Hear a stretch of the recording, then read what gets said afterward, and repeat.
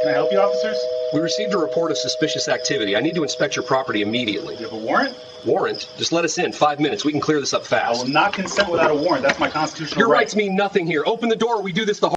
It was 8:47 p.m. on a humid Friday evening in the quiet suburban enclave of Willow Creek Heights, Phoenix, Arizona.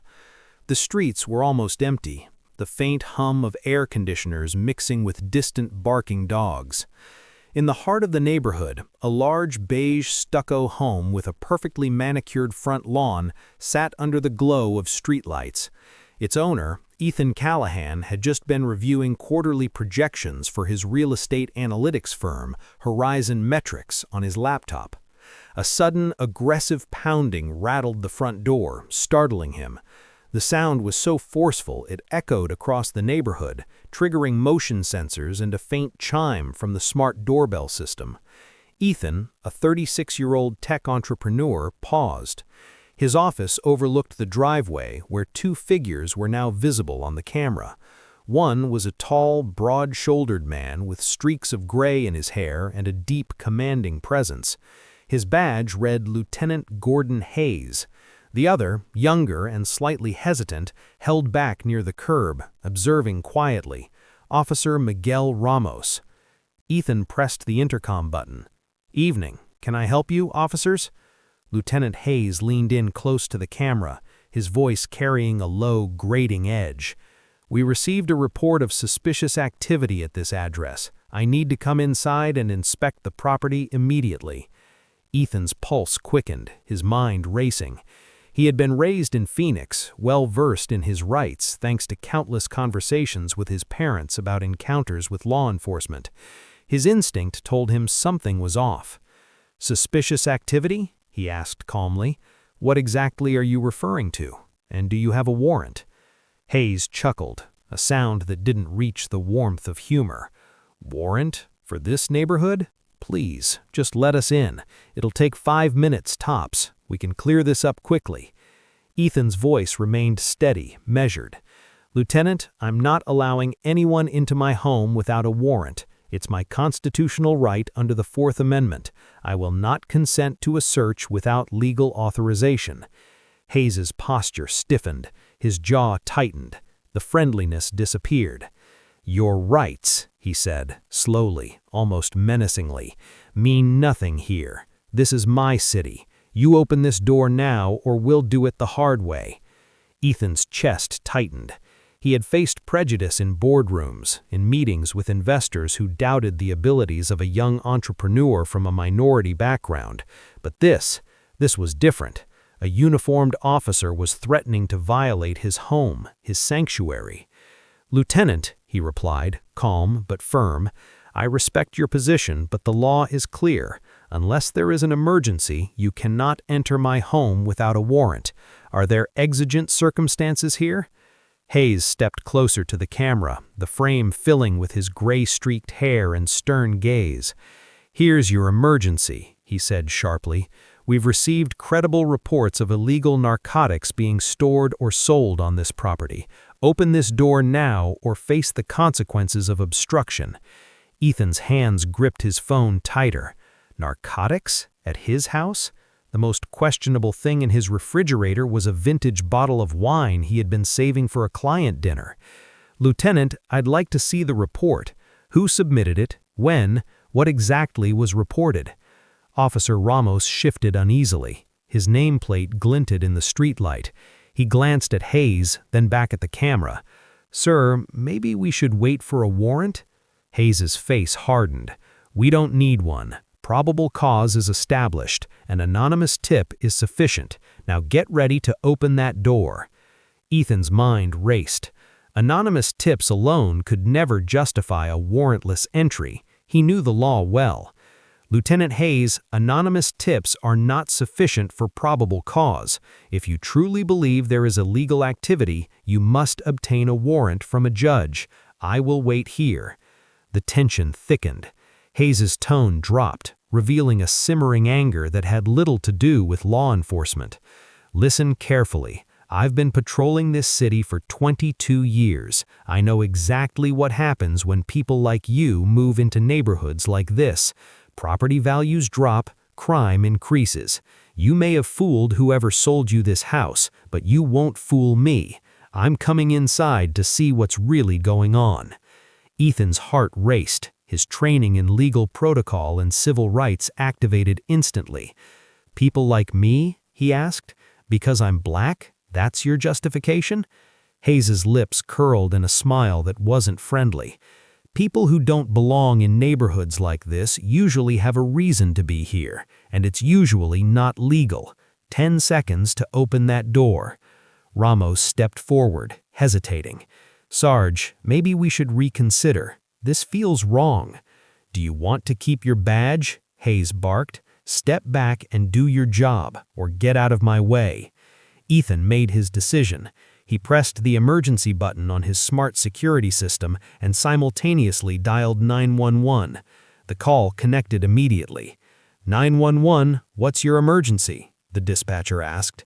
"My name is Ethan Callahan. I live at 451 Willow Creek Lane. 2 officers are at my door demanding entry without a warrant. One is threatening to force entry. I need a supervisor immediately." He kept the phone on speaker, ensuring every interaction was recorded by the doorbell camera. The dispatcher hesitated. "Sir, you're calling about police officers?" "Yes," Ethan replied, steady, "because they are about to violate my constitutional rights. They intend to enter my home illegally. Send a supervisor immediately." Hayes's expression darkened as he overheard the call. "Calling 911 on the police? Bold," he muttered. "Ramos, we're going in. Exigent circumstances." Ramos froze. "Sarge, it's wrong. He's calling a supervisor. He's not destroying evidence. We should wait." Hayes's voice went cold, commanding. "Kick in the door or you're done." The younger officer hesitated, looking at the camera, looking at the dispatcher. The choice was clear.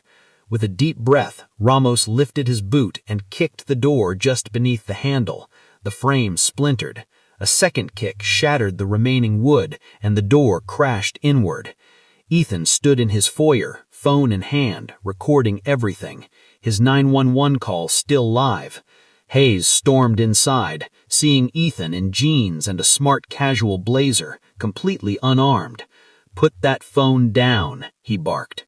"This is my home," Ethan replied, unwavering. "You are committing a federal crime by entering without a warrant. Everything is being recorded." Hayes lunged for the phone. Ethan pulled back. Hayes grabbed Ethan's arm, twisting it hard, forcing him to the floor. Ramos stood in the doorway, frozen. "You're under arrest for obstruction," Hayes said, his voice low. Ethan's face pressed against the hardwood floor, handcuffs cutting into his wrists, but his voice remained steady. "I am complying. This is an unlawful arrest. Officer Ramos, you are witnessing a civil rights violation. Every action you take is on record." Ramos's voice trembled. "Sarge, stop. This is wrong. No warrant. He hasn't done anything." Hayes straightened, leaving Ethan handcuffed. "Search the house. Every room, every drawer." "I cannot do that without a warrant," Ramos said quietly, pulling out his radio. "I'm calling a supervisor." "Do it or turn in your badge Monday morning," Hayes snarled. 7 tense minutes stretched into what felt like hours. Ethan lay handcuffed on his polished oak floor, the splintered remnants of his front door scattered around him. His phone continued streaming the 911 call, capturing every second of the illegal intrusion.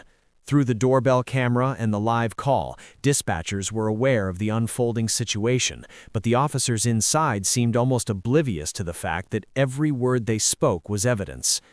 Then, headlights swept across the driveway, followed by the authoritative sound of a new voice. "What's going on here?" Ethan's heart lifted slightly. A woman in a crisp dark uniform stepped through the broken doorway. Captain Allison Vega, supervising officer for the Northern Precinct, scanned the room. Her eyes were sharp, no nonsense, the kind that commanded respect without needing to raise her voice. The scene she walked into was chaotic. Splintered door, one officer frozen in place, a handcuffed homeowner, and a sergeant radiating fury. Captain Vega, Hayes said immediately, trying to assert control. We received reports of illegal drug activity at this residence. The subject refused consent. I executed a lawful entry under exigent circumstances. Vega's gaze shifted to Ethan, who was seated against the wall, his phone still recording. Is that true, Mr. Callahan? She asked calmly, her tone professional but firm. Ethan straightened as much as his handcuffs allowed, speaking clearly. Captain Vega, I have not engaged in any illegal activity. Sergeant Hayes broke into my home without consent, without a warrant, and without any lawful justification. He made racially discriminatory statements during the encounter, assaulted me, and falsely arrested me. This is all recorded on multiple devices, including my doorbell camera and interior security cameras. Hayes's jaw tightened. He was on the phone with 911, trying to escalate things. That's obstruction. Obstruction? Vega interrupted, her eyes narrowing. Mr. Callahan called 911 because you were threatening to violate his constitutional rights. That is not obstruction. That is his right. Where is your warrant, Lieutenant?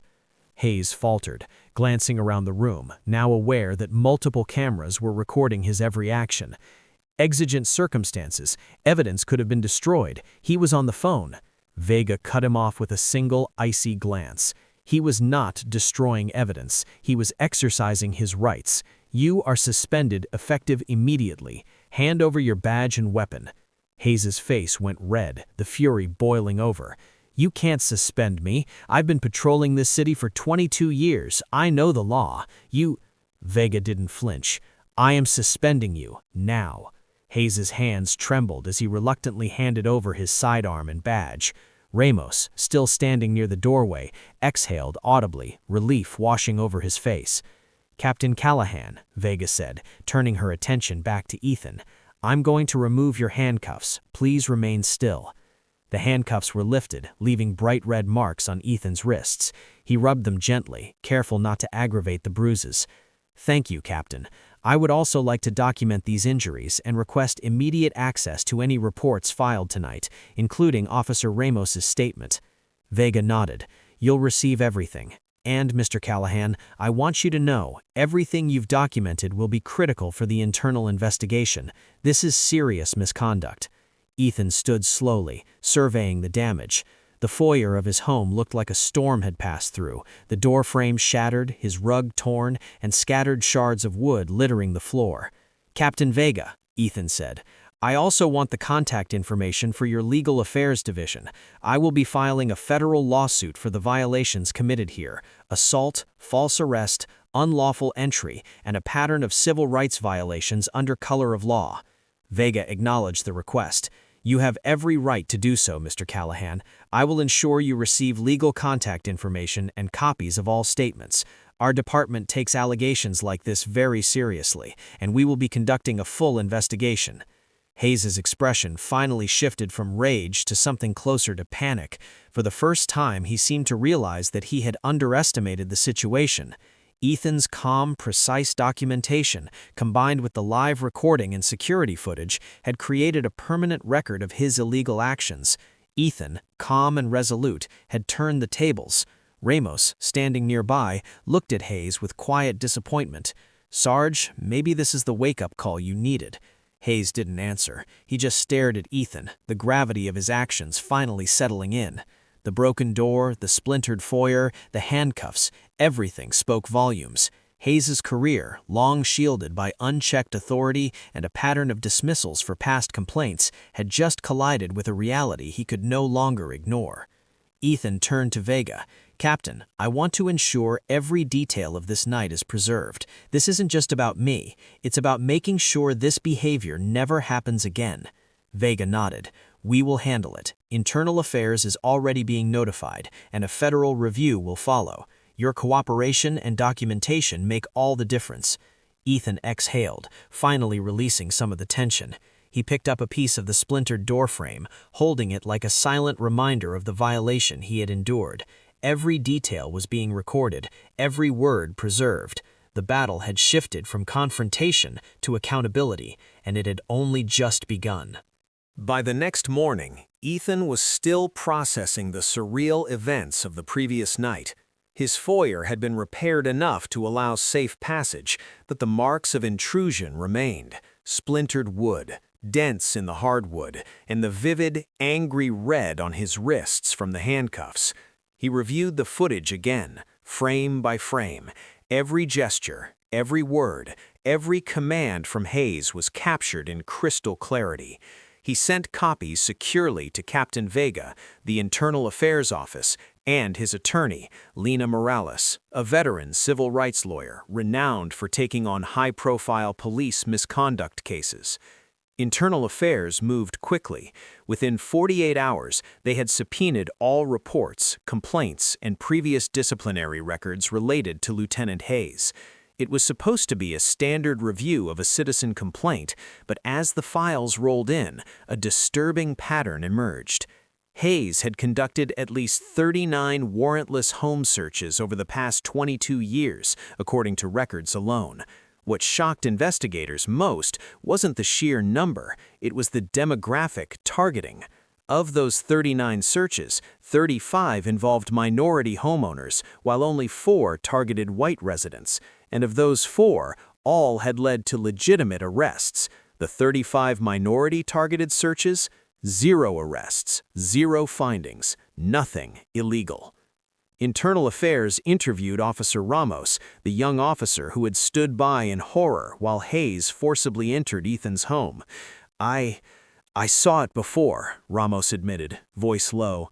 3 months ago, Hayes forced his way into an apartment of a Latino family. No warrant, no real probable cause. He claimed he smelled drugs, found nothing. The family filed a complaint. It went nowhere. I didn't speak up then. I regret it. Ramos's confession opened a floodgate. Other officers were quietly encouraged or intimidated into silence over the years. Internal Affairs also discovered a troubling trend. Complaints against Hayes were almost always dismissed by Lieutenant Douglas Franks, an Internal Affairs investigator who had retired 4 years ago. The investigation showed that complaints were rarely reviewed thoroughly, often marked unfounded, without even interviewing the complainant. When Franks was located for questioning, he initially resisted. "I was just following procedure," he said. "I didn't want to interfere with street cops doing their jobs." Hayes was one of the most effective officers on the force. Effective? The investigators pressed. His searches of minority homeowners never produced arrests. 0. How is that effective? Frank sighed. I guess I didn't see it that way. I knew complaints existed, but I thought maybe it's just instinct, you know? Not my place to question a veteran officer. The internal investigation quickly cataloged dozens of prior incidents, eerily similar to Ethan's encounter. Case 1. Dr. Sandra Whitman had her home office ransacked 8 years ago. Hayes claimed a tip about narcotics. He tore through patient files, prescription records, and medical diplomas. She filed a complaint noting Hayes's racist comments during the search. Her complaint was dismissed. Case 2. Marcus Alvarez, an elementary school teacher, had his apartment invaded 12 years ago. His pregnant wife was forced to sit on the floor while Hayes searched every drawer. No contraband was found. Complaint dismissed. Case 3. Multiple homeowners over the past decade reported Hayes citing anonymous tips or suspicious behavior as justification for warrantless searches. Each time, nothing illegal was found, yet Hayes faced no significant discipline.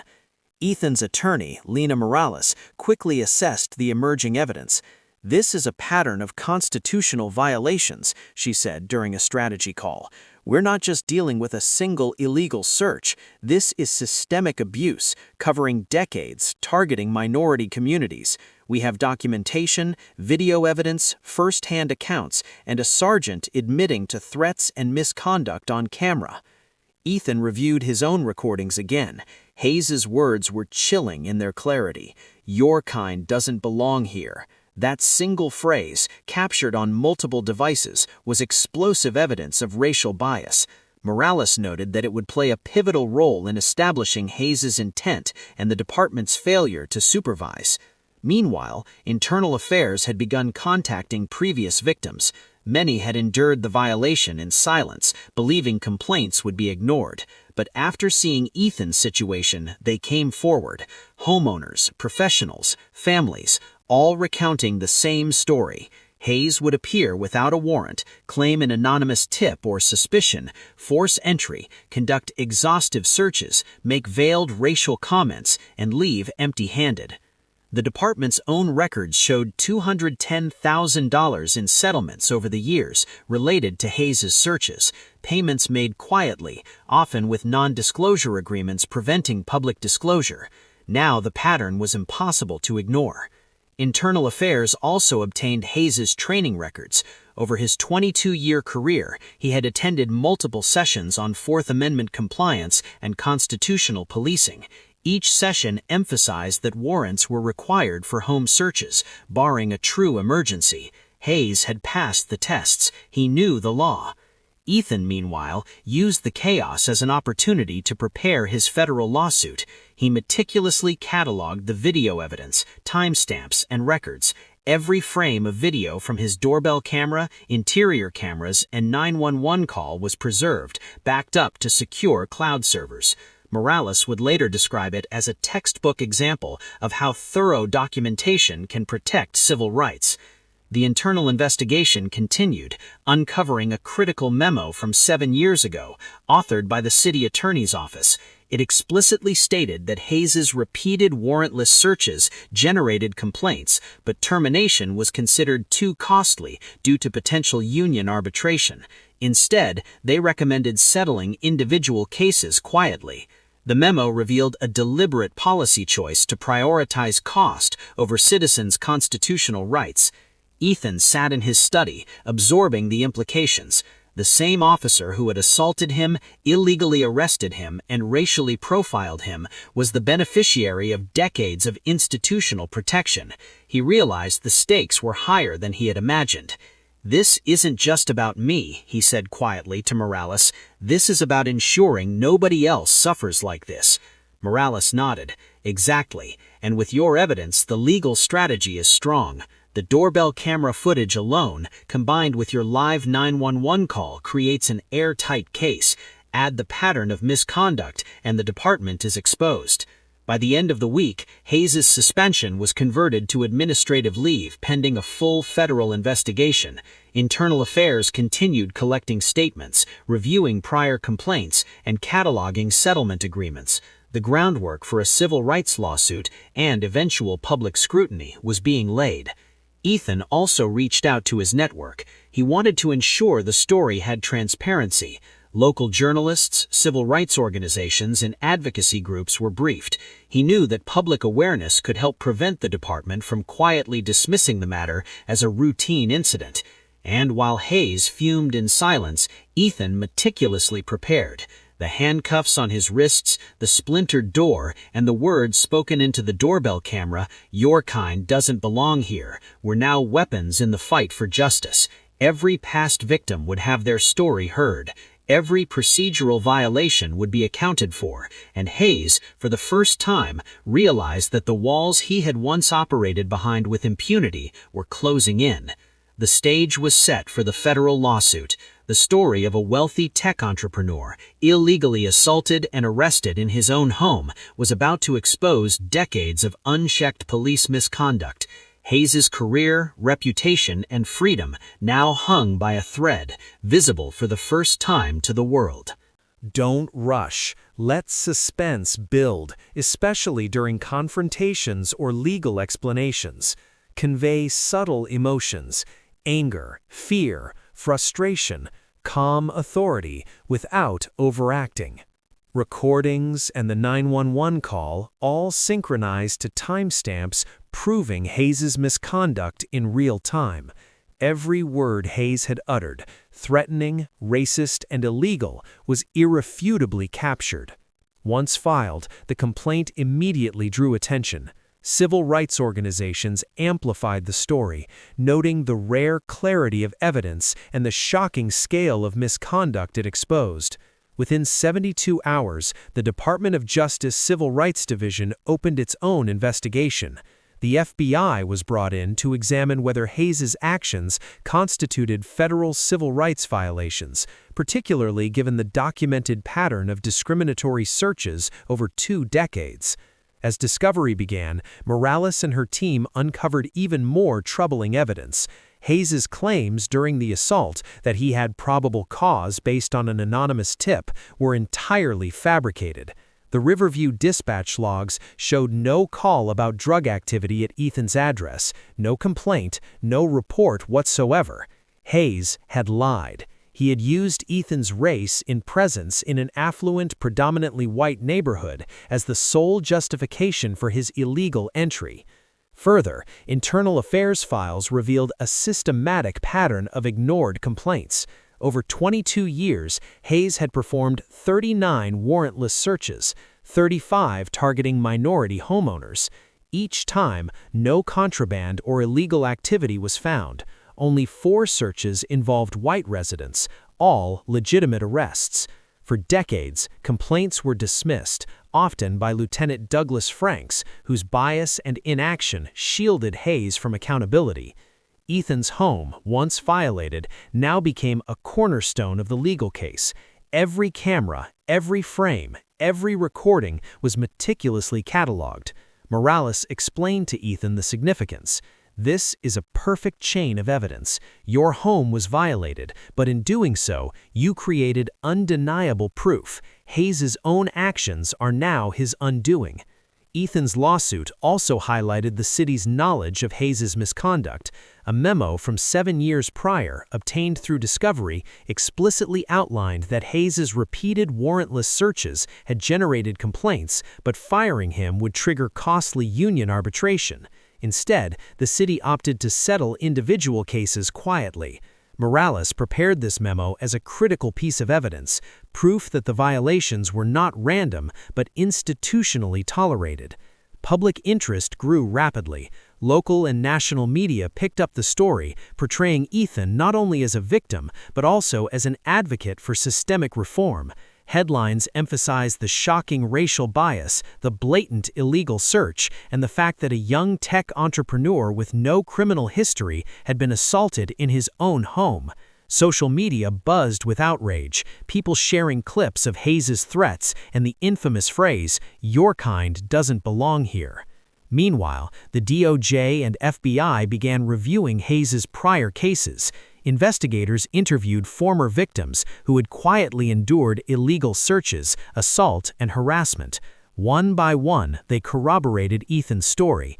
Hayes had appeared without a warrant, made racially charged comments, forcibly entered homes, and left empty-handed. Many victims had not filed formal complaints or had their complaints dismissed. Now, with federal oversight, they spoke openly. Morales also prepared expert witnesses for trial.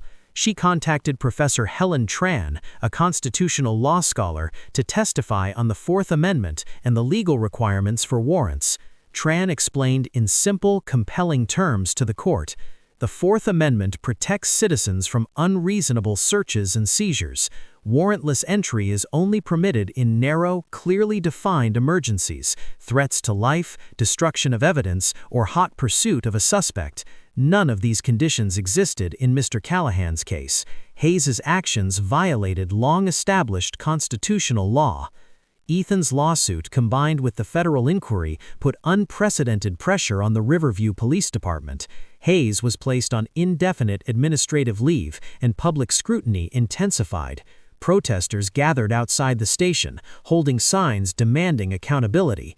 News outlets reported the viral doorbell footage, showcasing the blatant abuse of power.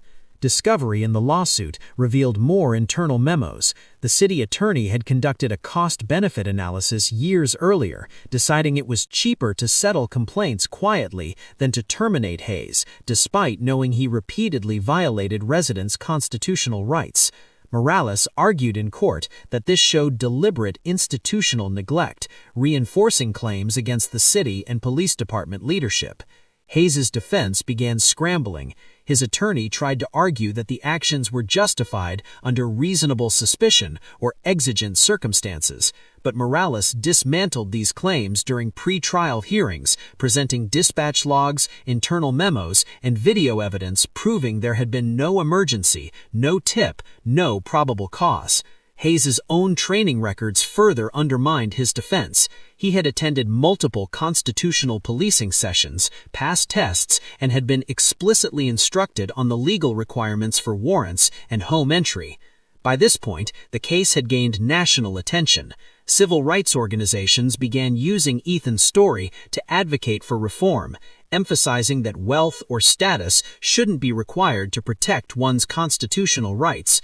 They highlighted how ordinary residents often endured similar violations without the resources to fight back. Ethan, meanwhile, continued his meticulous documentation. Every interaction, every phone call with his attorney or city officials was logged. He met virtually with past victims to ensure their testimonies would be presented accurately. The narrative was clear. Hayes had abused his authority, the city had enabled it, and justice demanded accountability. The lawsuit also included requests for sweeping reforms. 1. Mandatory body cameras for all officers, with disciplinary measures for turning them off during civilian interactions. 2. Creation of an independent civilian review board with investigatory authority and the power to recommend termination. 3. A publicly accessible database tracking every search conducted by officers to identify patterns of discrimination or abuse. 4. Enforcement of warrant requirements for all home searches, barring genuine emergencies, with documentation of exigent circumstances required. As the pre-trial proceedings unfolded, it became increasingly clear that Hayes's career and potentially the city's legal standing was in jeopardy. Footage from Ethan's home, coupled with federal oversight, created a perfect storm of accountability. Hayes, once untouchable, now faced the very real possibility of losing his career, freedom, and reputation. By the end of Part 4, the stage was set. The lawsuit had transformed from a personal fight for justice into a landmark case exposing decades of misconduct, systemic bias, and institutional negligence. Hayes's lies, racial bias, and illegal actions were on full display, ready for the courtroom. The public was watching, the DOJ was involved, and Ethan Callahan had positioned himself as a figure fighting not just for personal redress, but for constitutional reform and civil rights protection nationwide. Licenses, diplomas, everything. But he dismissed it as fake. He left nothing but destruction and humiliation. Next was David Alvarez, an elementary school teacher whose pregnant wife had been forced to sit on the hardwood floor while Hayes searched their home. She had begged for mercy, citing the pregnancy, but Hayes allegedly said, "Sit still or I'll arrest you for obstruction." Morales emphasized the pattern: minority homeowners targeted, no contraband ever found, complaints dismissed or quietly settled. The jury began to grasp the systemic nature of Hayes's misconduct. Then it was time for expert testimony. Professor Helen Tran returned to explain the Fourth Amendment principles and the narrow scope of warrantless searches. She used Ethan's case as a live example. Exigent circumstances require real emergencies, immediate threats to life, risk of evidence being destroyed, or a suspect fleeing. None existed here. Hayes's justification was fabricated. The law is clear, and the constitutional violation is undeniable. Shaw attempted to undermine the evidence, questioning the recordings and suggesting context or misinterpretation. Morales countered with precision, confirming the authenticity of every video file, the unaltered 911 call, and the synchronized timestamps. Hayes's own training records were presented, multiple sessions on constitutional policing, all emphasizing the necessity of warrants and proper legal procedure. Hayes had passed every exam. He knew the law. The most damning evidence, however, came from internal memos obtained during discovery. A city attorney's memorandum, written 7 years prior, explicitly advised that Hayes's repeated unconstitutional searches should be quietly settled rather than terminated. Morales presented it to the jury. The city knew. They chose cost over justice. This was not an isolated incident. It was deliberate institutional neglect. When Hayes took the stand in his defense, the cross-examination was brutal. Morales drilled him on the night of the incident. "Lieutenant Hayes, you claimed probable cause based on an anonymous tip. Where is this tip? Can you provide any record?" Hayes faltered. I was acting on my experience, on reasonable suspicion." Reasonable suspicion? That's not what the law requires for entry without a warrant. There was no tip, no report, no emergency. You lied, correct? Hayes stammered, unable to provide a credible justification. Morales pivoted to the broader pattern: 39 prior warrantless searches, overwhelmingly targeting minority homeowners, 35 resulting in no arrests, often dismissed complaints.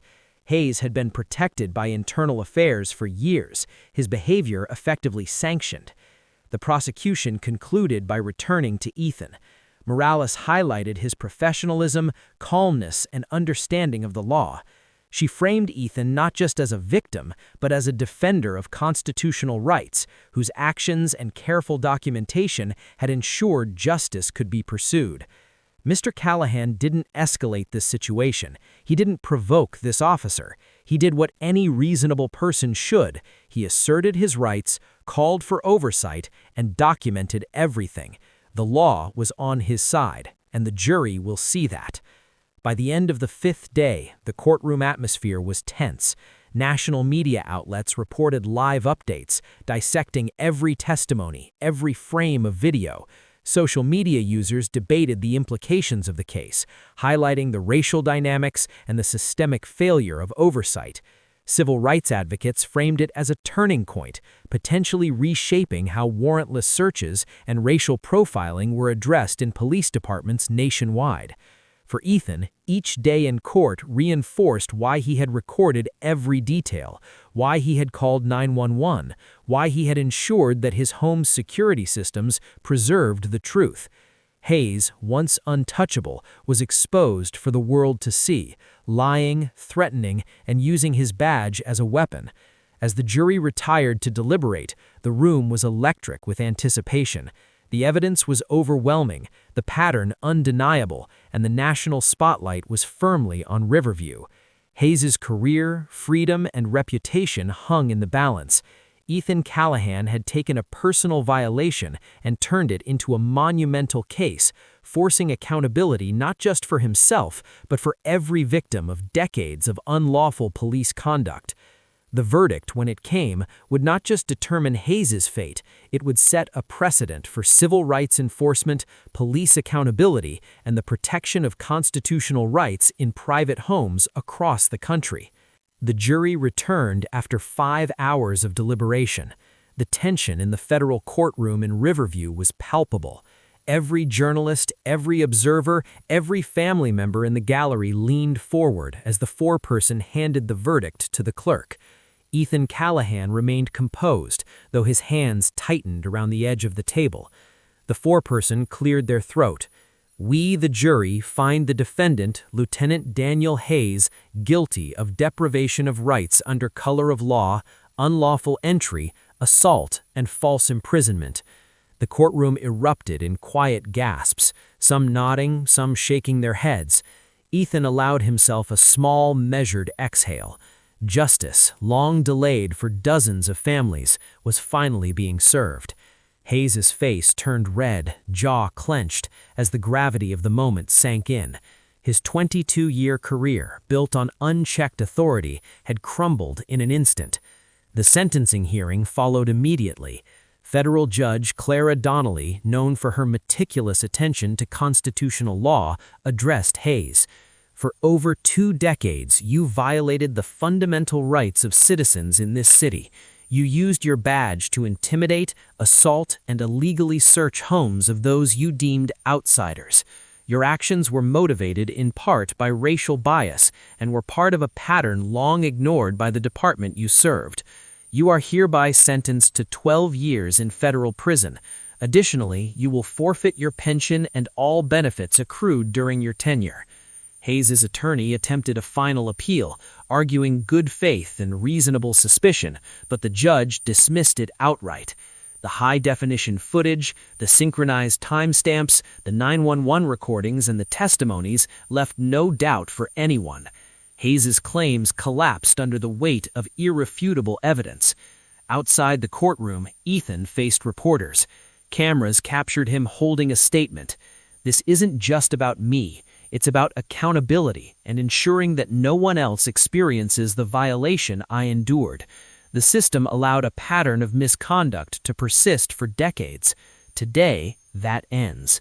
The civil lawsuit against the city concluded swiftly. Within weeks, the city agreed to a $6.2 million settlement. Of that, $4.5 million went directly to Ethan Callahan, while the remaining $1.7 million established a fund for the other victims of Hayes's illegal searches, ensuring that families silenced by NDAs could finally speak out. But the financial restitution was only part of the legacy. The settlement included sweeping police reforms. 1. Mandatory body cameras for all officers with automatic recording during civilian interactions, coupled with strict disciplinary action for any tampering or disabling of the cameras. 2. Civilian review boards with real investigatory authority and the ability to recommend terminations. 3. A department-wide database tracking searches conducted by officers, flagging statistical disparities and patterns of targeting specific demographics. 4. Mandatory warrant requirements for home searches except in genuine emergencies, with officers required to articulate the circumstances on camera before making entry. 5. Enhanced training on constitutional rights and racial bias, including real case studies from Hayes's pattern of misconduct. Ethan didn't stop there. Using part of his settlement, he established the Fourth Amendment Defense Initiative, a nonprofit offering free legal representation to those whose homes had been illegally searched or whose rights had been violated under color of law. The organization provided legal counsel, guidance for filing complaints, and advocacy at both state and federal levels. He also became a public advocate, speaking at law schools, civil rights conferences, and police academies about the devastating impact of racial profiling and unlawful searches. His testimony before Congress helped push for national standards on warrantless searches and reinforced the need for accountability mechanisms in law enforcement. Meanwhile, the department in Riverview faced an unprecedented cultural shift. Officers realized that misconduct could no longer be ignored, and internal audits became standard. Officer Michael Trent, who had once hesitated to participate in Hayes's illegal entry, was promoted to sergeant and later became a constitutional policing instructor, teaching new recruits how to recognize and resist orders that violated the law. The families impacted by Hayes's previous actions, once silenced by NDAs, finally spoke openly. Their stories revealed the trauma inflicted: homes ransacked, personal items destroyed, emotional distress, and humiliation. 3 additional officers came under investigation for similar patterns of misconduct. 2 were terminated, and 1 resigned before the investigation concluded. The department slowly but visibly shifted towards transparency and accountability. As for Hayes, the fall from grace was total. His name became a case study in law. Don't rush. Let suspense build, especially during confrontations or legal explanations. Convey subtle emotions: anger, fear, frustration. Calm authority without overacting. Complicity could devastate lives. His freedom, career, and reputation were gone, replaced by infamy in a stark warning to others in law enforcement. Ethan returned to running his company, Cyphertech Innovations, but the memory of that night, the handcuffs, the splintered door, the invasive threats, never left him. It became a driving force for his advocacy, a constant reminder that the fight for constitutional rights required vigilance, knowledge, and courage. The story of that Saturday night in Riverview, captured in high-definition video and amplified through social media, would reverberate far beyond the city limits. It became a symbol of resistance, a demonstration of how knowledge of the law, careful documentation, and resolve could confront abuse of power and achieve justice. Sergeant Daniel Hayes had believed that decades of impunity made him untouchable. He had underestimated the resilience, resources, and legal acumen of his victim. He had misjudged the reach of modern technology, the clarity of recorded evidence, and the dedication of civil rights advocates. In the end, his racism and abuse of authority destroyed him, but also exposed a system that had enabled wrongdoing for too long, forcing lasting reform. Ethan Callahan's experience ensured that future generations would have protections he had to fight for. His actions, calm yet unyielding, reminded the world that knowing one's rights, documenting violations, and demanding accountability could dismantle decades of injustice. And in the quiet of his restored home, surrounded by the restored order and security of his life, Ethan finally allowed himself a moment to reflect, a mixture of relief, determination, and cautious optimism. He had faced abuse of power head-on, and he had prevailed, not just for himself, but for countless others who would never have the opportunity to fight alone. The case of Callahan versus Riverview Police Department became a landmark in American civil rights history, a testament to the importance of the Fourth Amendment, the danger of unchecked authority, and the enduring power of courage and legal knowledge in the face of systemic abuse. Justice had been served, reforms were in place, and the lesson was clear: constitutional rights, once violated, can and must be defended, even against those sworn to protect them.